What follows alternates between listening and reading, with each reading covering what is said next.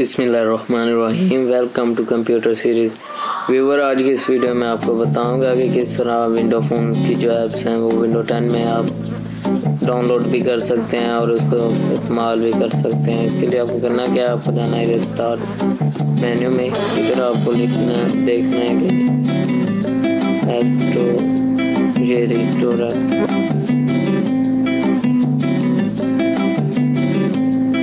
इससे आप वो डाउनलोड ऐप्स कर सकते हैं जो विंडो फ़ोन में होती हैं, माइक्रोसॉफ्ट विंडो फ़ोन जो होते हैं उनमें होती हैं, जैसा कि व्हाट्सएप, फेसबुक वगैरह।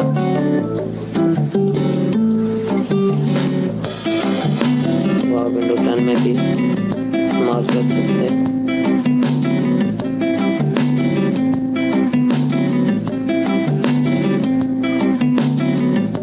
इसके लिए आपको